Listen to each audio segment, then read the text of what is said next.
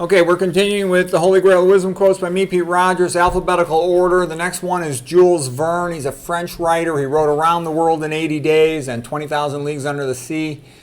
Here's some quotes. It's useful to travel if you want to see new things. All great actions return to God, from whom they are derived. An energetic man will succeed where an indolent one would vegetate and inevitably perish. And that's what the public schools do. They make people lazy, hedonistic, and unmotivated. Because what they really should be teaching in all the public schools is study skills. I've never heard of anyone learn study skills in high school or grade school. That's not by accident. Because when you get that energy going that you can learn study skills, the growth mindset, so to speak, of Carol Dweck, the psychologist over at Stanford, you realize you can learn real fast. That's why homeschoolers are so far ahead of regular public school kids, because nobody remembers anything in public school. It's all nonsense. You know, math, memorizing history by dates, grammar in a foreign language, vocabulary lists. That's all nonsense. Nobody remembers nonsense. You remember things in context, a good story. All right, next quote by Jules Verne. I feel that we should always put a little bit of art into what we do. It's better that way. Yep, that's totally a Christian mentality. What use are the best arguments when they can be destroyed by force? Yeah, that's why science has deteriorated nowadays in the modern world, because the corporations, they can just use money or force to require everybody to agree with their conclusion. So their conclusion is whatever we say is right, and you have to accept it or we'll beat the crap out of you. Okay, great. That's real science. Okay, it seems wisest to assume the worst from the beginning and to let anyone better come as a surprise. Let anything better come as a surprise. Yeah, that's one of the reasons why the pros are so weak in the modern world, is they think the system's designed to help them. No, you stupid bastards. The system is designed to crush you, to make you poor, minimum wage, broke, frustrated, given up, hedonistic, divorced. Okay? It's designed to destroy you, to bring back slavery, you dummies. All right, next we're going to talk about Giambattista Vico. Okay, he was an expert on Roman history and had his own theory of history, which lots of people have copied because it's correct. Vico wrote about the cyclical theory of history, that it'll progress through some predictable stages. The Thomas Cole paintings called The Collapse of Empire go along with this Vico cycle of history. Thomas Cole came from the Hudson River Valley School. He also made The Voyage of Life, magnificent set of paintings. Okay, and Collapse of Empire is like magnificent series of paintings. Vico wrote that a society begins with an animal-like, bestial, barbaric phase. And then after that, they find religion in the age of the gods and poetry. Okay, the first god is the god of thunder, like Zeus, as primitive man fears thunder. For the ancient Greeks, Hesiod's theogony is about the age of the gods. The second age is the age of heroes, where most people are in serfdom, like plebeians. And there's a few aristocrats, patricians, and now their gods and hero include strong men like Achilles, and later clever men who are still strong, like Odysseus.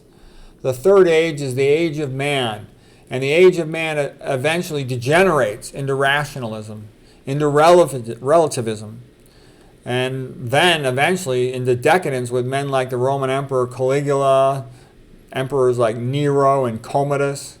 Caligula said of the Roman people, "Let them hate me so long as they fear me." He was bumped off by the Praetorian Guard. Okay, so we're continuing with Vico here. He says, the nature of the people is at first crude, then severe, then benign, then delicate, finally dissolute. So that's where the America is today and the West is today. Delicate, it all got feminized by all the estrogenic chemicals in the water and in the food, in the air, in the personal care products. And it's becoming dissolute and about to be removed forever, unfortunately, is what it seems like. Vico continues, once reason becomes skeptical and critical, it eliminates superstition and religion. However, it was this religion that it had created, the energizing myth, that was the glue that held society together and led to societal cooperation. And it was this societal cooperation that enabled civilization to emerge in the first place. Okay, that's what Vico claims.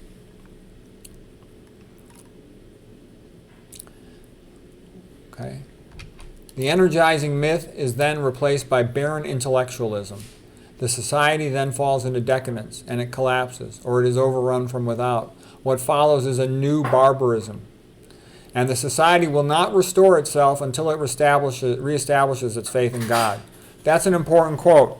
A society cannot reestablish itself until it restores faith in God. This is well known. So there's either going to be a religious revival of a significant extent, or society will continue to decline into a return of barbarism and then slavery. Because what happens with barbarism, you have a whole bunch of peoples and cultures that don't have unity, and they just fight with each other and create chaos in the streets. And then a secular ruler comes in and says, no, we need order, and in order to have order, we need to kick everybody's butt. And that looks like that's what we're headed to. You see all the chaos in the big cities. Edward de Bono. 2,400 years ago, the Greek Gang of Three, Socrates, Plato, and Aristotle, started to think based on analysis, judgment, and knowledge.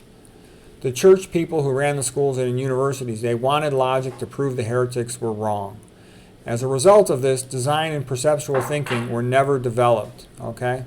So what he's saying is, it's just one type of thinking. And he's correct. Okay, the Socratic dialogue is good for working towards the truth in one context, but it's not good for scientific discovery. Okay, Vico noted that after the fall of Rome, the Christian church reestablished civilization with its age of God, and then an age of heroes like King Arthur and Charlemagne and chivalry. Vico was concerned about the barren intellectualism of some in the Enlightenment, atheists like Descartes, and feared it may suggest the impending collapse of Christian civilization. And he was correct, especially in France, where you had the philosophes like Rousseau and Voltaire and Diderot, Delambre, all those scumbags who destroyed France. Okay, America had its age of God with the Puritans, its age of heroes with the first president, G.W., who was like Cincinnatus, and then with men like MacArthur, Patton, Puller, Chesty Puller, and others in the Korean War, Chesty Puller. Now America is in the age of man, and he's rapidly going down the tubes. How will it end? Hopefully there'll be a religious revival and civilization will save itself, but it's not looking good right now. Anyways, I hope you found that helpful.